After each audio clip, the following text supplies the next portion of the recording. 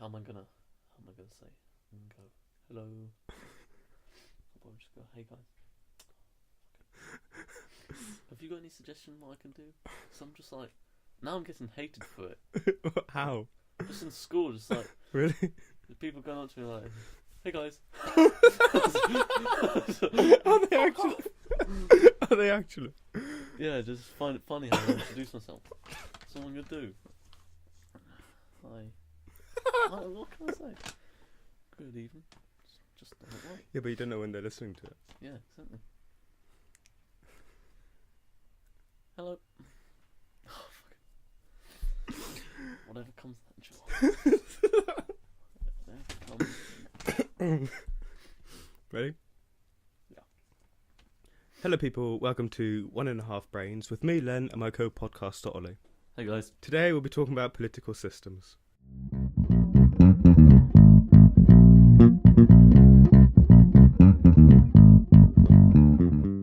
So today we're talking about political systems, the three main ones: capitalism, communism, and socialism. Should we give a bit of an introduction? A brief one? Go ahead. So I'm going to start with capitalism because I agree with that more. Probably I'd say I'm more right-wing, which is where capitalism lies. So under capitalism, individuals own and control land, capital and production of industry.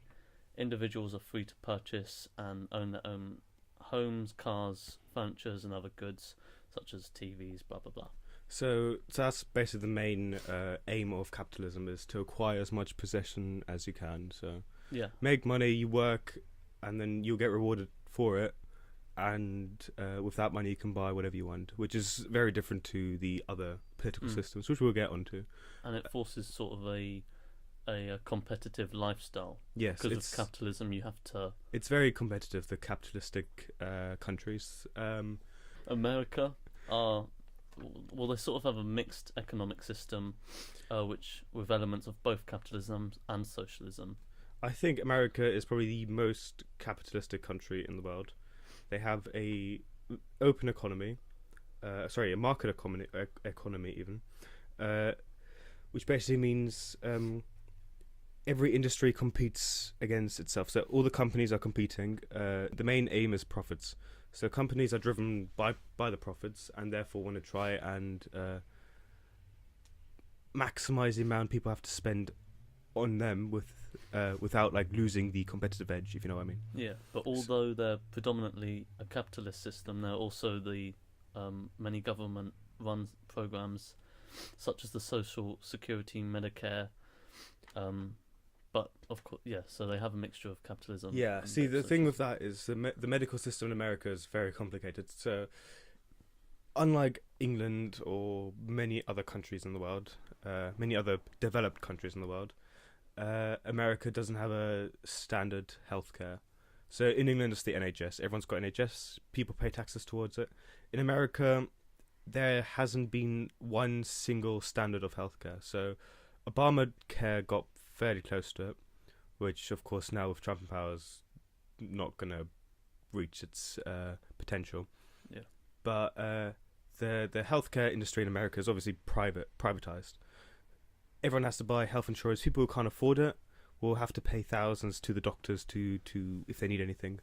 For example, we have a friend who lives in New York, and for her to just get a normal dentist appointment, just a checkup, it's roughly $3,000, and that will be without privatized healthcare. Yeah. The company that she works for provides the healthcare, so it's not a problem for her. But for people who can't afford it, healthcare in America is bloody expensive, which is one of the downsides of capitalism, but we'll get onto that later. Yeah, but then the alternative, perhaps more so with socialism, would be paying lots of tax, like in the UK where we have the NHS. But then if you're earning over a certain amount, I think it's like 200 grand a year, you're having to pay about 45% tax. 150 grand for 45%. Yeah. So it's but the thing is, everyone pays tax here, so it's not like only the super wealthy or only the super poor pay tax. Everyone has to pay tax. It's a part of life. And I think if in America they'd have this system where you have to pay slightly more tax, but therefore everyone would have healthcare, I think it would be very successful over there. Yeah. But yeah, other factors of capitalism are that the prices in the economy are done by demand. So for example, phones. The demand for phones are high, so that's why the prices are going to be high. So it's got that kind of mentality about it. Whereas the government decides what the demand is, and therefore, yeah, basically not allowing people to maximize profits. So with capitalism, you have more individual control. Capitalism, Yeah. Capitalism, you have more individual control. Socialism is more of the concept that the individuals don't have ownership of things like land, capital, money, industry, but rather the community collectively owns and controls all of that. So, one of the positives I see in capitalism is that people are free to do what they want with their money. So this allows certain wealthy individuals to create these trusts or put their money into research and development to better the human race. So, for example, the Bill and Melinda Gates charity, so the charity run by the wealthiest man on earth, Bill Gates, and his wife, or SpaceX, a private space company run by Elon Musk. These things wouldn't be possible in a communistic country. And I think that this is I think that this is a what the hell am I trying? I think that this is an advantage for capitalism, that you can invest your money and that a single person can better humanity through their wealth. Yeah, well, capitalism was the primary political system of the Western world during the Industrial Revolution, wasn't it? Yeah. So forcing all these businesses to make money and ultimately make the markets, really fuel the markets and the global economies.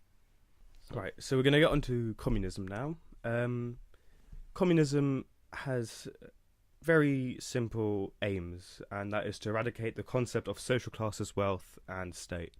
So they want that everyone is equal, everyone does a job, and that job is working towards a common goal.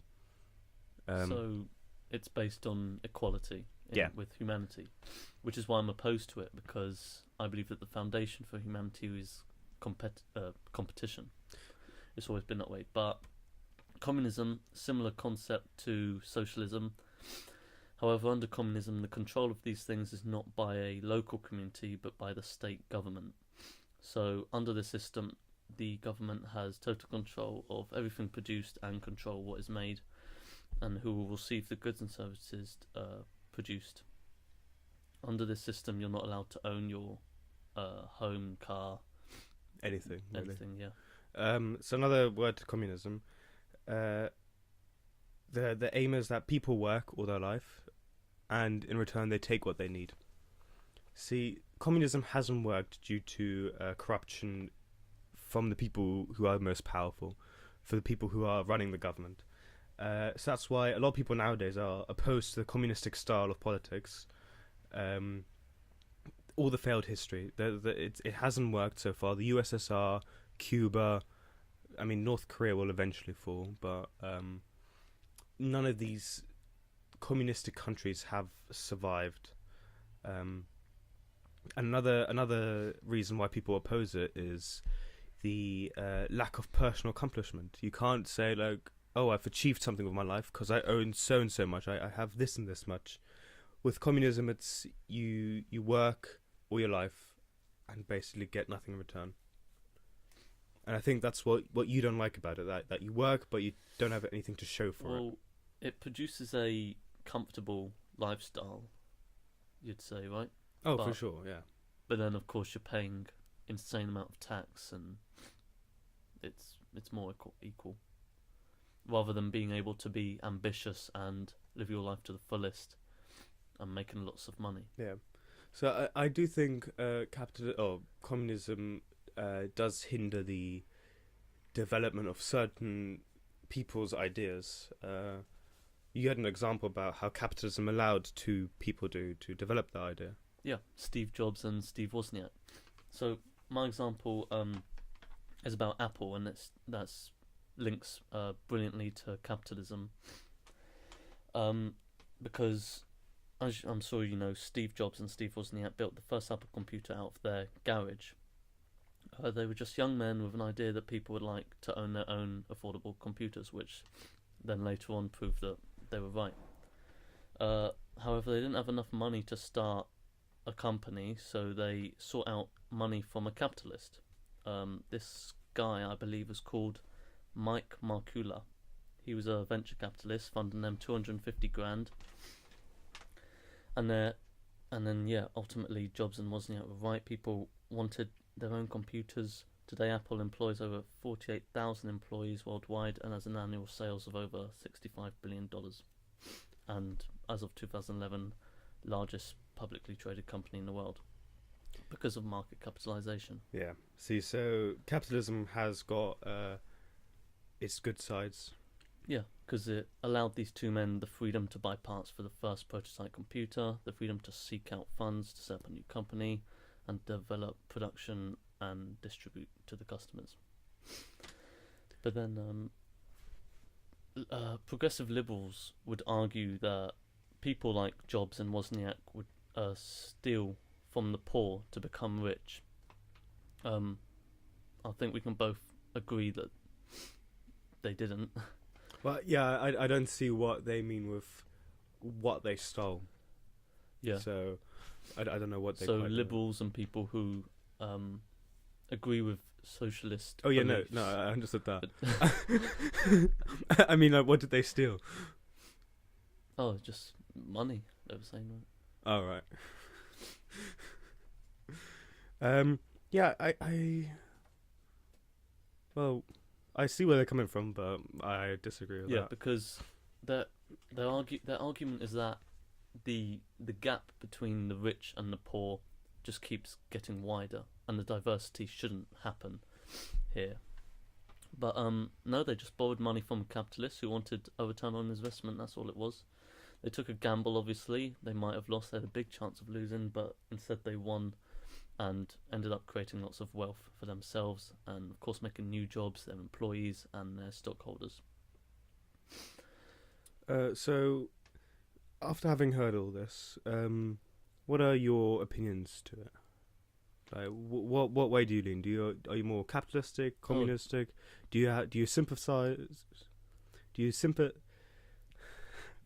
Damn it! Do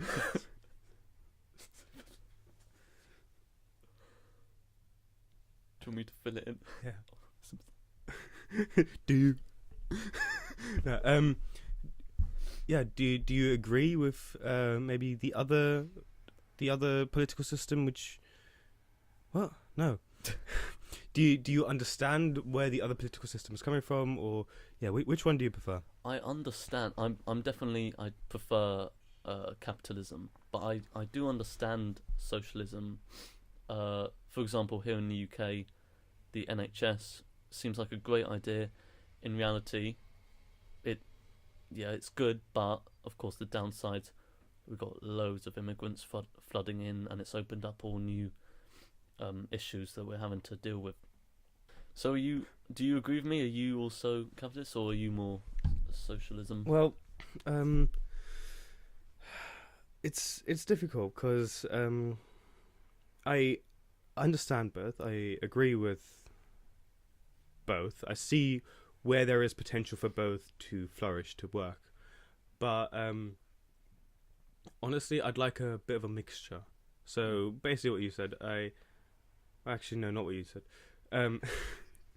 So I like the fact that in a capitalistic world you can work and then you can show off your work by having certain stuff which you wouldn't have in a capitalistic world. So you work hard all your life, you might be able to buy a really nice house at the end, and you'd be like, yeah, I earned this. In a communistic country, that would not be possible. However, I do not like I do not like the concept of a market economy. I don't like the fact that everything in the economy is privatized. I don't like the fact healthcare, I don't like the fact healthcare is, especially in America, this competitive market. It shouldn't be. Everyone's got the right to health. Why should it be that they can charge someone ridiculous amounts and the other people have healthcare for nothing? So I don't agree with that. I also don't agree with having to pay for further education. I believe that everyone's got the right to education.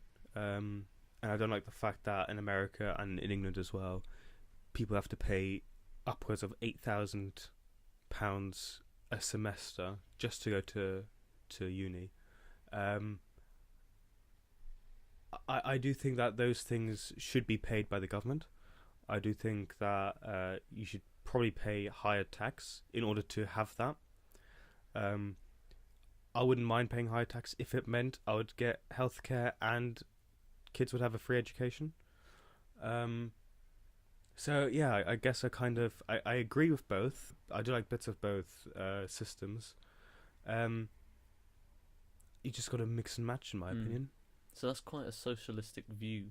Hmm. And of course the concept of it sounds great, but in reality, is it?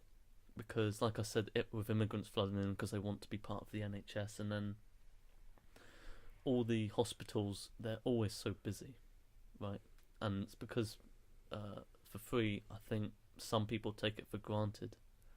That's the problem. Like I know people that have gone to A&E because of a broken fingernail and things like that. You calling people out? Not mentioning any names. But yeah, in many socialist countries like Sweden, they're obviously a very a successful country, but they still have they have quite a lot of private businesses. So there's always a mixture in most countries, I'd say. Yeah. So for the last couple of minutes, shall we talk a bit about the more peculiar and rare, you could say, political systems, or political situations a country might find itself in. So a monarchy, for example. There aren't any current monarchies that I'm aware of, anyway, that actually have power over a country. For example, the United Kingdom obviously got the royal family. However, they have little to no power. They only really represent. They only really represent them. Image, isn't it? Yeah, they only represent England, and they are basically just a symbol for the Commonwealth. But power, they've got none. Little. Oh yeah, little. I know that the Netherlands has a royal family as well. Again, they don't have or they have little power. I'm not sure if there are any monarchies in Africa. I doubt it, but I believe monarchies. I'm not a fan of monarchies. I don't believe that just because you were born a certain way you deserve wealth and fortune. I believe everyone should work for it. So that's why I oppose the royal family. I don't like them. I don't like the concept of them. I think they are useless, to be honest.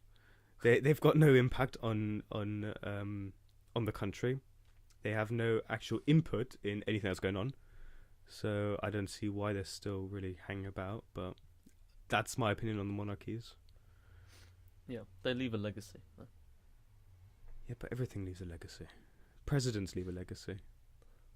Yeah. That was a stupid comment. What do you think? What do you think about monarchies? I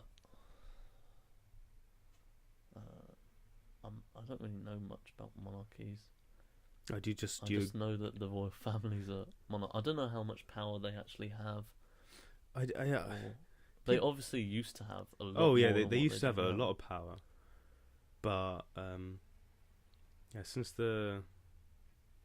I mean, they can still affect markets and things, can't they? I mean, if the Queen, say, unfortunately passes, surely that will have an effect worldwide. It would have an effect on the Commonwealth, but I'm not sure how it would affect a country. Like, how it would affect this country. It could affect the pound. See, but I'm not sure how. Yeah. Because I've got no idea what I'm saying. What about dictatorships? I mean, there's a very interesting dictatorship running haywire at the moment. Uh, Obviously, Kim Jong Un is a bit of a unpredictable little man, but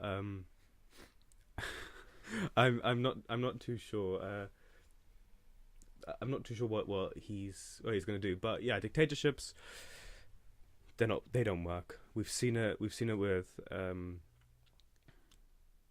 with Kim Jong Un.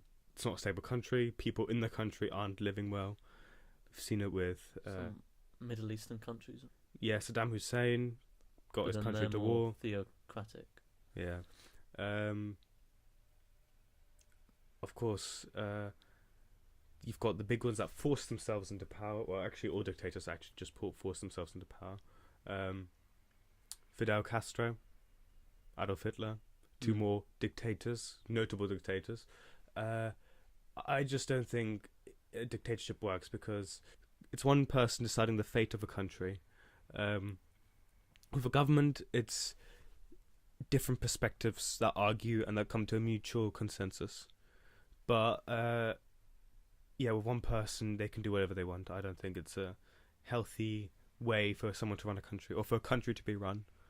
So I'm not a fan of that. But you, what do you think about dictatorships?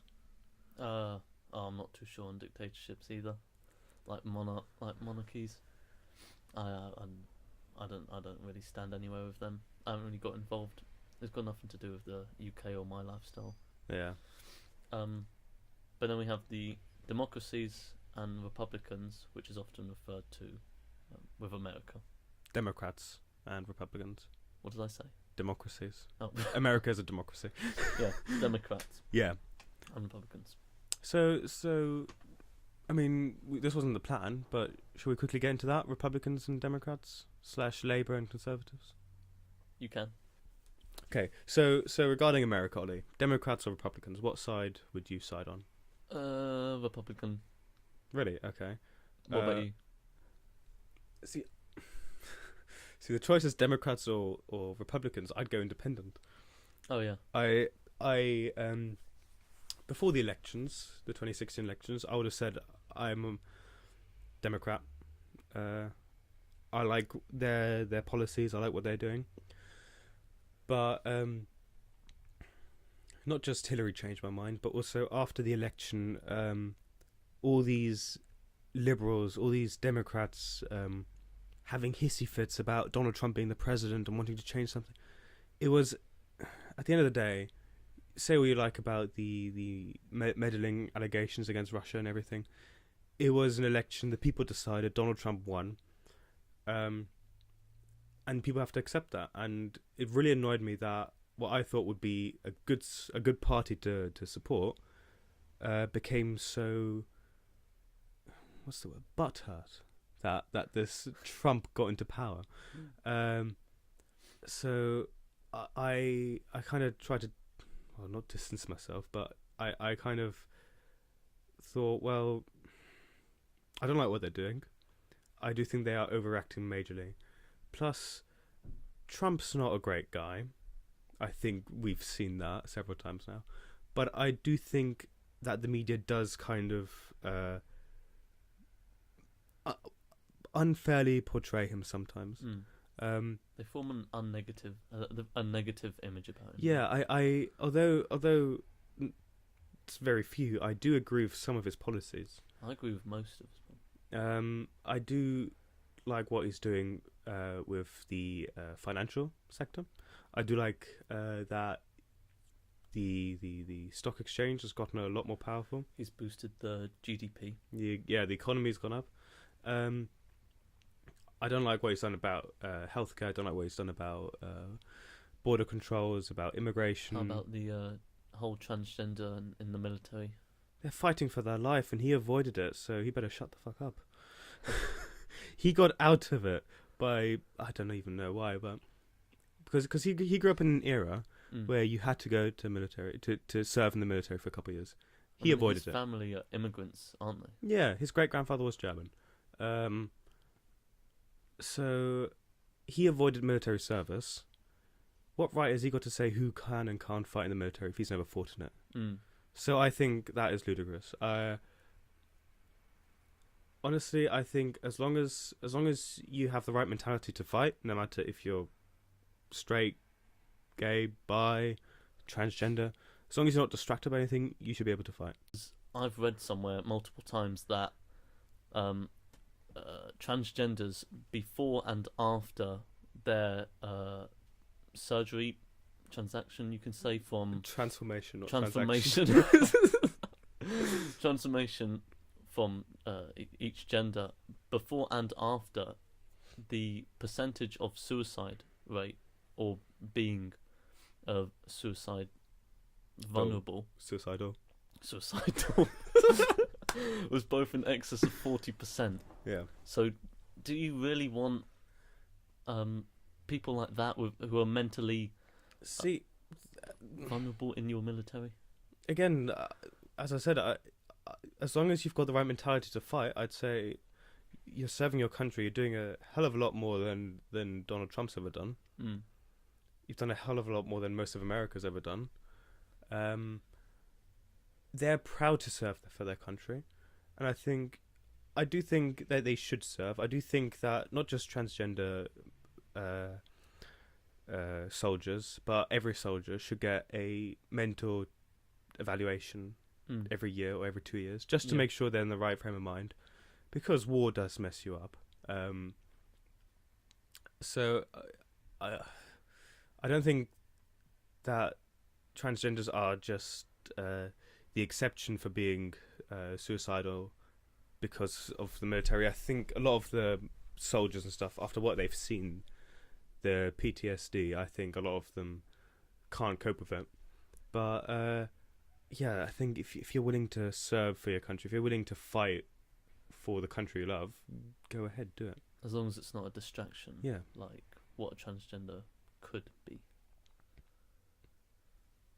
So yeah, so I see, with looping back around to the whole thing, I'd probably consider myself now more as independent, because I see where both sides come from. I do agree with certain aspects of both sides. There are certain aspects, again, of both sides which I disagree with. See, for me, in an ideal election, Bernie Sanders would have won, because he was more independent. He was more socialistic than anyone in the campaign. He was kind of the guy who I would have identified myself with most if out of all the candidates. But yeah. Yeah. See, the only major thing that I have against socialists or hardcore liberals would be their idea that a capitalist political system means stealing money from the poor, which is utter nonsense. Because most capitalists create money through innovation of new ideas, hard work, good investments, good business decisions, and what so. So, yeah, but don't you think the new tax reforms in America right now proposed by Donald Trump, they cut the tax of corporations, of wealthy people. They don't really do a lot for the middle class. Do you think that's where capitalism has gone wrong? Where they're at the point now where they say, you know what, we're rich. Let's make our rich friends even richer, and let's make the poor people a tiny bit richer, but not enough to actually feel the difference. Mm. Well, yeah, it is true that there are lots of dishonest crooks in business that can and do steal under capitalism. But then there's also those crooks and thieves under socialism and communism. Human nature being what it is, people tend to be lazy. I mean, lots of people's mindsets are, what can I get without having to work for it? People wanting to live easily and comfortably and not really work that hard is that's what links with or merges with socialism, I think, and communism, which I don't like. I like there to be lots of competition. That's what it should be, I believe. But do you think competition with healthcare and education should be the way it is? Because in the UK, I can't remember when they introduced it, but education here used to be very cheap. free, many years ago. Or for unis and For unis, yeah. So then the government decided, let's privatize them, yeah. So it'll be competitive. So the government thought, if it's competitive, they'll drive the prices right down, make it cheap for people to study. What they did instead, every uni across the board just raised their prices. See, that's it's not even being competitive. That's just squeezing the most out of the people you're trying to develop, out of the students. That's just being like taking as much as you can, giving at times not the best what they deserve for their money. So what do you think to that whole like education spectrum of it? This is quite controversial legislation, but I'd say education should be free unless you're not a UK passport holder. Okay. So hang on, quick interference there. Right now, we are still at a point where Brexit hasn't been finalised. Yeah. UK students can study in the UK for free because they have an EU passport. Yeah. Yeah. Would you be opposed for EU students being able to to study here for free because it's the same for UK students abroad? I think we should tackle this to make countries more independent about their own educational system, so not interfere and not collide. But don't you think the idea of the EU is good? Don't see, personally, I think the EU's a great thing. Collection of countries in Europe, obviously. People from those countries can live anywhere in Europe that are also part of the EU without major difficulties. You don't need visas. You don't need documentations.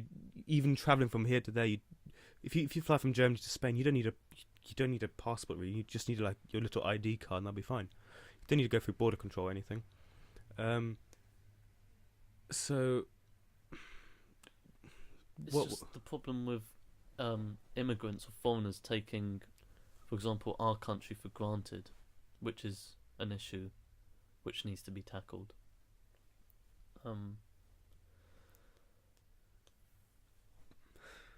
But if so,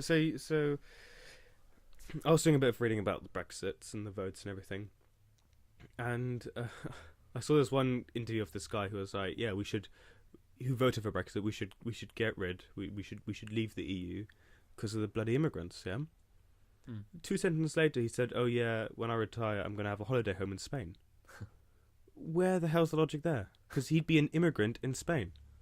So people like that, very hypocritical, are like, "Oh yeah, we don't want immigrants. However, I want to move to Spain." Yeah. So, like, do you see where I'm coming from? You say you don't want immigrants to come and take your jobs, when a lot of people here who say that want to leave to go to a different country to take people's jobs. But it's also not taking jobs. It's just coming here for the fact that they'll be able to claim, hoping that they'll be able to claim benefits, get free medical care, education for their children, a much more socialist and, like we said before, comfortable lifestyle. See, in Germany, Germany was probably the hardest hit country in that immigration crisis. Took more than over 2 million migrants. Germany is currently earning more on migrants than it is spending. It is receiving more tax from the migrants than it is giving out in benefits. So, if you look at it that way, you can say a state profits off it. If the UK would have allowed more, or would allow more immigrants to come, like in Germany, they would be making more money of the taxes that they do pay, of the people who do work and do pay taxes, than those who just come to claim benefits. So, you could argue that immigration has got that positive effect. Yeah, I mean, that's what Donald Trump. That was one of his first issues that he was trying to counter, wasn't it? Yeah. Stop immigrants from coming into the US. Which as you can probably tell, I agreed with. Would you? I don't like the way he did it. I don't like that he shortlisted 7 countries and said, out of those 7 countries, no one can come. Yeah, that was quite direct. Um, But they were costing the US a lot of money. how? I don't know. Well, you say that, Ollie, but the people who came, majority of them were there to see family, to see friends, to see relatives. The way he did the ban was just across the board. Don't care who you are. I'm just gonna not let you in the country. I mean, that was unprecedented. No other developed country in the world has just put a straight-on travel ban from an array of countries. Sure, people have banned certain people coming from countries such as Somalia or Afghanistan, but it's never been everyone. So I thought that was a very direct and very unfair approach that he took there. But then for the nation, the US, ultimately, it's improved them statistically wise. well, he said, Donald Trump said one of the reasons he did that was to stop terrorism. Yeah.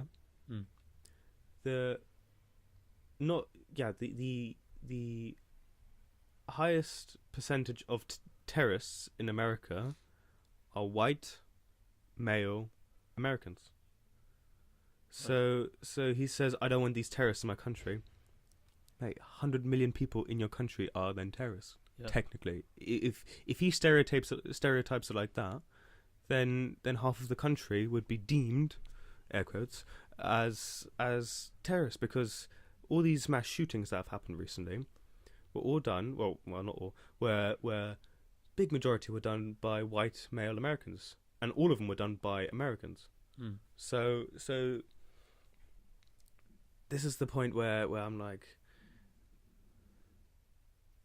I see he is afraid. He's got that threat, but in fact the biggest threat that he has in his country are the guns. So are the guns and the people who have them. So, but then I'd say it was suitable implying that ban due to the fact to for preventing Sharia law and influences like that. The foreigners from Middle East in particular conquering America and influencing the country with their beliefs, like Sharia law. So in that sense, it's good that he did that. But have you seen something like that, like this takeover, happen in any developed country so far? No. So why would that come through in a country like America, out of all places? Because there are activists though really trying to promote it, and people are actually getting on their sides. For example, Linda Sarsour, she's a Sharia law activist who's trying to promote it in the country, which some people, the minority, but some people are favouring, which I think's wrong. That shouldn't be. Yeah, I don't believe in that. Right. We have drifted a bit, of course, talking from Democrats and Republicans to EU and immigration. But do you have anything you want to add, Ollie, before we wrap this up? Any final words? Final conclusion, I'm still a capitalist. What about you? Are you still I'm still mixture. I mostly capitalist, but I do see how certain sides of communism could work. So just a mix and match of both, really. But yeah, that was podcast 7. We thank everyone for listening. We've reached 360 listeners in total, which might not seem like a lot at the moment, but fairly decent for 7 podcasts. And yeah, I mean, looking at the downloads, 3 different continents, that's quite an achievement. Awesome. Yeah. So if anyone can download this in Brazil or Africa, just to make it, 5 continents, we really appreciate that. Antarctica, if you can. Yeah. If someone's going Antarctica, make sure there. But yeah, thank you for listening. We hope you enjoyed. Yep. Thank you.